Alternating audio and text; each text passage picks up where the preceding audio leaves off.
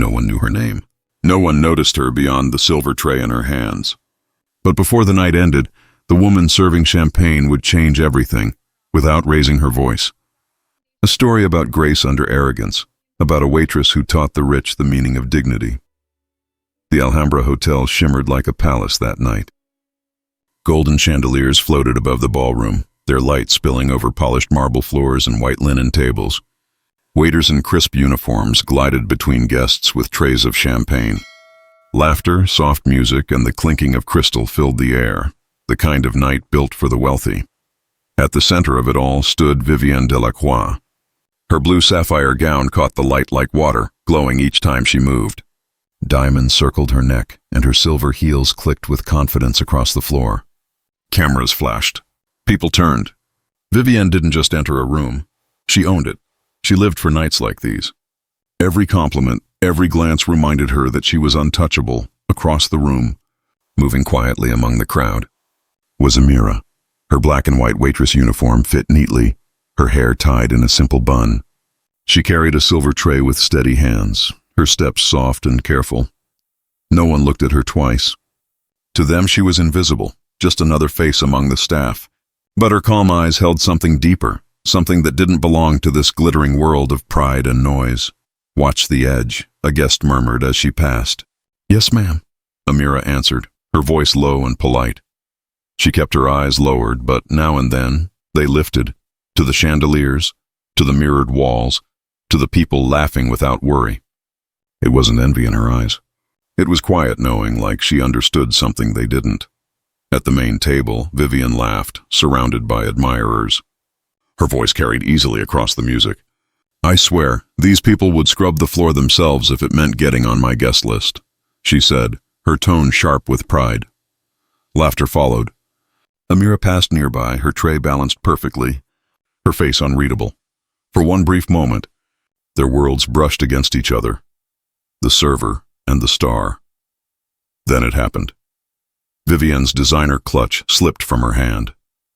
The clutch spun through the air, a flash of silver against the golden light.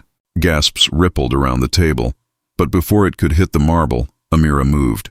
Her tray tilted slightly, her hand darted out, and with a smooth motion she caught the clutch mid-fall. Not a drop of champagne spilled from her tray. "Here you go, ma'am," she said softly, holding it out with both hands. For a heartbeat, Vivienne just stared, caught between surprise and irritation. Then her lips curled into a cold smile. "Do you mind watching where you're going?" she snapped. "You almost made me drop something worth more than your yearly salary." A few people nearby chuckled under their breath. Amira didn't react. Her posture stayed calm, respectful. "I'm sorry, ma'am," she said gently. "I didn't mean to come too close." Vivienne took the clutch, brushing invisible dust from it as if Amira's touch had left a mark. "Of course you didn't," she said. "You people never mean to, but somehow you always end up in the way." Amira's eyes met hers for just a moment, not with defiance, but with something softer, something steady. "Maybe that's because we notice what others drop," she replied quietly. Vivienne blinked, unsure how to respond. A few guests nearby exchanged glances. Then Vivienne forced a laugh. "You'll die serving others, darling. It's a sad way to live." The words hung in the air like smoke. Amira didn't flinch. Her voice remained calm. "If serving others keeps me alive with purpose," she said, "then maybe it isn't so sad." The crowd around them went silent for a breath, the music still playing faintly in the background. Then Vivienne turned away with a scoff, pretending not to hear. Amira bowed her head slightly and stepped back into the moving crowd, disappearing once more into the rhythm of waiters and guests. But the moment lingered. Vivienne's reflection caught in the nearest mirror. Her own face looking back, sharp, proud, but slightly unsettled. She shook it off and lifted her glass again, laughing louder than before, across the room. Amira walked quietly toward the serving station, her eyes calm, her mind elsewhere. Something about her stillness felt deliberate, like she was waiting for something. The music played softly as the night went on. Guests laughed, glasses clinked, and the sound of money filled the air in invisible ways, through promises, deals, and quiet pride. Amira moved between tables, carrying her silver tray again. Her face was calm, her steps light. But her eyes, they watched everything. She noticed small things others didn't. The way one businessman's smile dropped when no one looked. The quiet worry in the eyes of a young woman sitting beside him. The forced laugh of a waiter being scolded behind the curtain. Amira saw it all. At the main table, Vivienne Delacroix shone brighter than ever. Her blue sapphire gown sparkled under the chandeliers as she spoke to a group of investors. Her words were smooth, but her eyes kept drifting toward Amira. Something about that waitress bothered her. Maybe it was the calmness. Maybe the way she didn't seem afraid. Who hired her? Vivienne muttered, pretending to laugh at a joke. She doesn't belong here. No one answered. They just nodded, eager to stay in her favor. Amira quietly passed by their table again, refilling glasses. Careful, dear, Vivienne said, her tone sharp but sweet. You wouldn't want another accident. Amira gave a small smile. No, ma'am. Once is enough. Her voice was soft, but there was something in it. Something that made Vivienne pause for half a second. Then she turned away, brushing it off. At the far end of the ballroom, the auction stage was being set up. Large banners showed smiling children, hospitals and schools, the causes tonight's donations would support. The host spoke into a microphone, his voice warm and proud. Tonight, he said, we raise funds for education and health care. Every bid makes a difference. Amira stood near the edge of the room, tray at her side, watching quietly. Her eyes lingered on the stage. It was like she was waiting, for the right moment, or for the right words. The lights dimmed slightly as the auction began. Guests turned their attention to the stage, ready to show their wealth. Amira took one slow breath, and then she began walking toward the front. Her purpose was about to show. Soft music faded as the auctioneer stepped up to the podium. The ballroom lights dimmed, leaving a warm glow over the guests. Gold reflections shimmered across the chandeliers. Ladies and gentlemen, the auctioneer began, his voice steady and practiced. Tonight, every bid will change lives. Let's begin. Applause followed. The first painting, a large canvas of blue and gold, was rolled onto the stage. Starting at 10,000, he announced. Hands rose quickly. Voices called out numbers. Laughter mixed with excitement as the prices climbed. Amira stood near the edge of the room, still holding her tray. From where she stood, she could see everything. The pride, the noise, the performance. Her eyes stayed calm, almost thoughtful. Vivienne leaned forward in her seat, her sapphire gown glowing under the lights. I'll take that one, she called, raising her paddle. 50,000. A wave of admiration moved around her table. People clapped. Someone whispered, she never misses a chance to shine. Vivienne smiled, loving every second of it. Another round began, a diamond bracelet, a luxury watch, a weekend on a private island. The bids went higher and higher, but Amira didn't move. She kept her gaze on the stage, waiting. Her fingers brushed the edge of her tray, but she didn't seem to notice. The auctioneer flipped through his cards, glancing toward the back of the room, where Amira stood. Something passed between them. A small nod. Next, he said, his tone changing slightly. We have something special. A donation item, not a luxury good. The crowd grew quiet. Vivienne raised an eyebrow. A donation item? What's that supposed to mean? The auctioneer smiled politely. An anonymous supporter has arranged something unique for tonight. Details will follow soon. Whispers spread around the hall. Amira stepped forward, her tray still in hand, walking slowly toward the stage. Vivienne watched her, frowning. What is she doing up there? She's just staff. No one answered. The auctioneer adjusted his microphone, eyes following Amira as she approached the side of the stage. She leaned in slightly and whispered something to him. Her words were calm, short, and certain. Whatever she said made him pause. He looked up, eyes wide, and nodded. The night was about to change. Amira stepped back from the podium, her silver tray resting against her side. She gave a small nod, and the auctioneer leaned toward the microphone again. Ladies and gentlemen, he said, his voice slower now. We've received new instructions for this next announcement. The guests glanced at each other. A low hum spread across the ballroom. Vivienne, sitting near the front, crossed her legs, her sapphire gown shimmering under the lights. Oh, this should be interesting, she whispered to a friend. Maybe the waitstaff has a new menu to auction. Her laughter drew more chuckles from her table, but Amira didn't react. She stood near the edge of the stage, her face calm, her posture graceful. The auctioneer continued. We've just been informed that a major donation has been added to tonight's charity fund. The contributor has chosen to remain anonymous for now. The crowd stilled. Vivian tilted her head, curious but unimpressed. Anonymous donors, she muttered. Always love the mystery. Amira's eyes stayed on the children's banner behind the stage, smiling faces printed across fabric. Her lips curved into the faintest smile. The auctioneer turned a page and read softly. The donation will be directed to build schools and health centers for underprivileged children. In 3 countries, murmurs spread through the hall. A few guests began to clap quietly. Vivian clinked her glass with her fingernail, bored. Let's hope it's more than a few thousand. These speeches get so predictable. Amira's gaze shifted toward her for a brief second. Not angry, not hurt, only still. The auctioneer looked up again. The amount is significant. We'll reveal it shortly. The lights seemed to grow brighter, reflecting in every crystal, every eye. The sound of whispers filled the air, guesses, hopes, disbelief. Amira walked away from the stage and returned to her quiet place near the serving table. Her steps were steady, her eyes soft, as if she already knew the reaction that would follow. The auctioneer cleared his throat, voice trembling slightly. Ladies and gentlemen, he said, please prepare for something truly extraordinary. The announcement was seconds away. The ballroom grew still. Even the orchestra paused mid-song. All that remained was the faint hum of air conditioning and the heartbeat of curiosity moving through the crowd. The auctioneer stood frozen for a moment, glancing once more at the small note in his hand, the one Amira had given him. His voice, when it came, was steady but low. Tonight, he said, we have received a final donation from a source that wishes to remain unnamed. It is not a bid, it is a gift. A few people leaned forward. Glasses stopped midair. How much?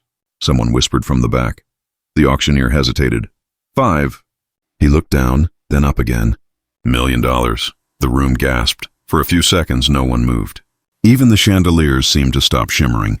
Then, like a wave, voices erupted. 5 million? Who would do that? Is that real? Vivienne blinked, her smile fading slightly. 5 million? She repeated. That's quite the show. She laughed softly, but her voice didn't sound as confident now. Her friend beside her whispered, maybe it's one of the CEOs from Dubai. Or the hotel owner, another guest. Vivian's eyes swept the room. She liked to know everything, every person who mattered. But tonight she couldn't tell. The auctioneer lifted his hand for silence. The donor requested that this gift be directed immediately to the Education and Healthcare Fund, effective tonight. The applause came suddenly, growing louder with every second. People stood, clapping, cheering, smiling for the cameras. Amira stood quietly in the corner, her tray still in hand. The light from the chandelier fell across her face. She didn't smile. She just watched, calm, almost peaceful, as the applause echoed through the hall. Vivian glanced around again, searching. Her eyes landed on Amira for a split second, then moved away, and then back again. Something inside her shifted. That calm face, that quiet confidence. No, it couldn't be. But the thought refused to leave. The applause faded. The lights turned slightly toward the back of the room, and slowly, almost as if the night itself knew, every eye began turning toward the waitress in black and white, toward Amira. The sound of clapping faded, replaced by whispers that filled every corner of the ballroom. The chandeliers flickered slightly, scattering light across faces full of surprise and confusion. The auctioneer looked uneasy. The donor, he said slowly, has chosen not to appear on stage, but wishes the contribution to speak for itself.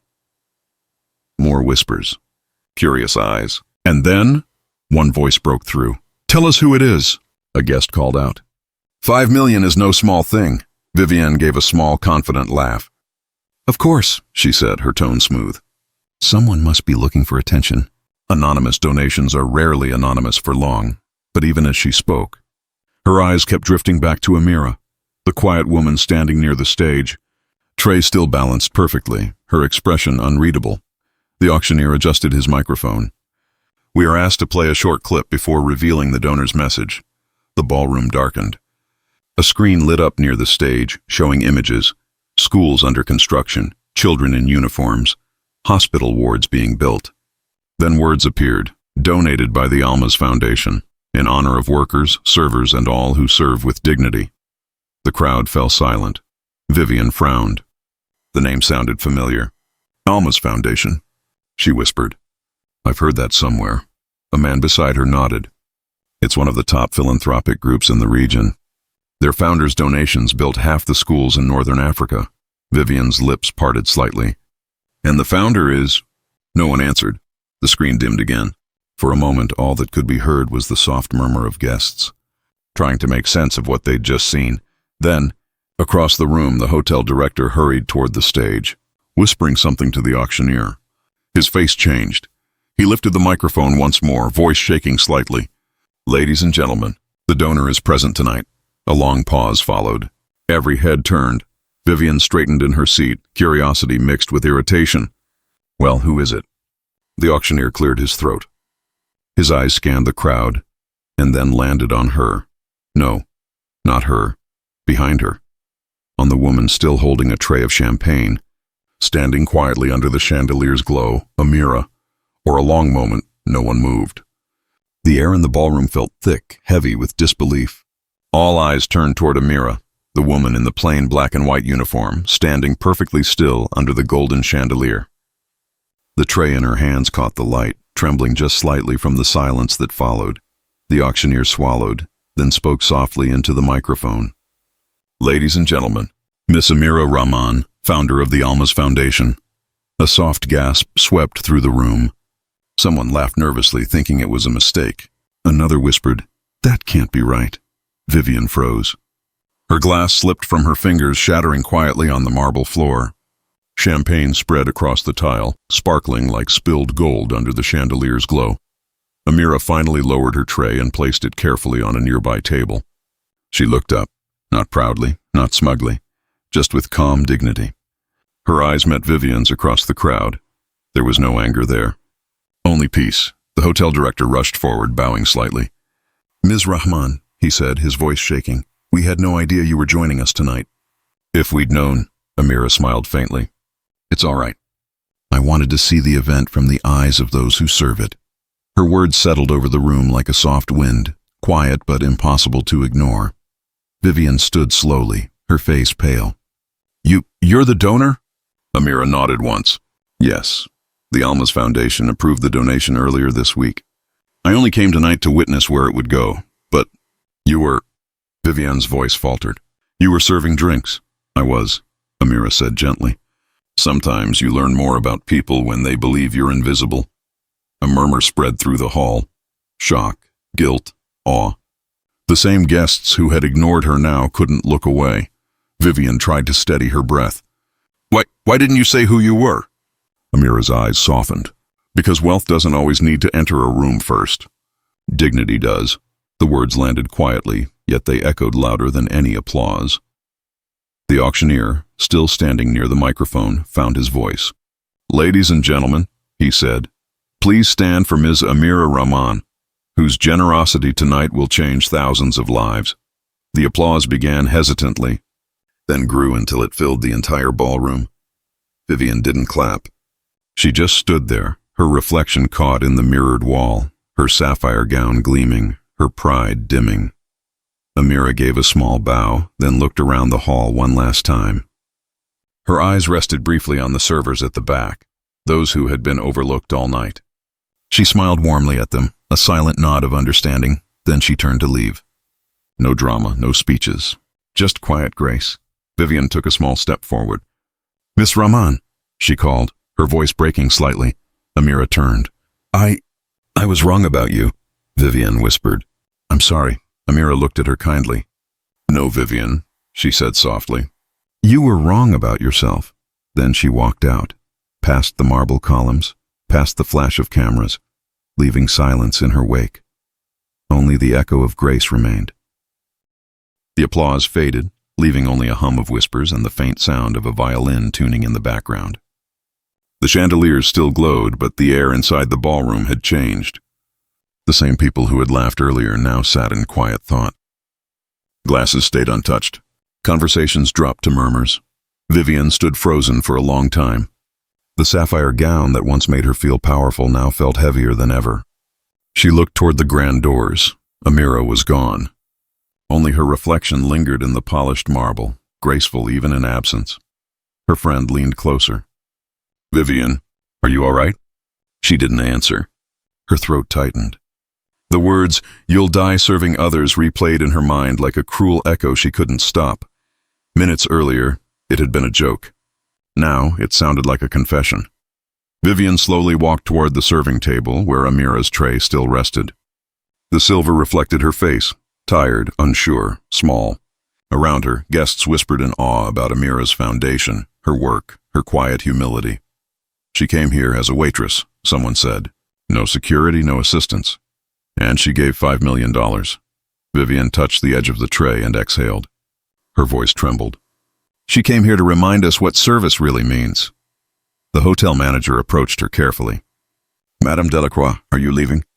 Vivian shook her head. "No," she whispered. "Not yet." She walked toward the stage where the children's banner still hung. Smiling faces, small hands holding pencils, hope in their eyes. For the first time in a long while, Vivian felt something she hadn't felt in years: humility. She remembered her own beginnings, the small apartment she'd grown up in, her mother who worked 2 jobs just to afford her school uniform. Somewhere along the way, she had traded gratitude for pride. She turned back toward the exit. Through the glass doors, she could see Amira stepping into the cool night air. The city lights reflected off the wet pavement, painting soft gold around her. She didn't look like a billionaire. She looked free. Vivian hesitated, then walked after her.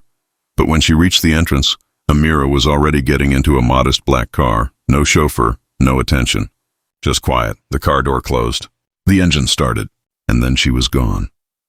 Vivian stood there alone, her reflection merging with the empty street beyond the glass. "You'll live serving others," she whispered to herself, her voice breaking, "and I'll die never having learned how." Her eyes filled with tears she didn't hide. Not this time. Inside, the orchestra resumed its music, soft, distant, almost like a goodbye. The guests began to leave one by one, their laughter replaced by silence and thought. The night that began with pride ended with reflection. Outside, Amira's car drove quietly through the glowing streets. She looked out the window, watching the world pass by, the same world that once looked down on her. Her hand rested on the donation document beside her. She smiled faintly. This was never about proving anything. It was about reminding them, and herself, that power means nothing if it forgets kindness. As her car disappeared into the city lights, the Alhambra Hotel behind her stood tall and silent, holding the memory of a night when the richest woman in the room was the one holding a tray. Some stories don't end with applause. They end with understanding. A waitress taught the rich the meaning of dignity, not through revenge, but through grace. Because true class isn't measured by what you wear, but by how you treat those who serve you. Like, share, and subscribe for more cinematic stories that remind us. Sometimes the quietest people in the room carry the loudest truth.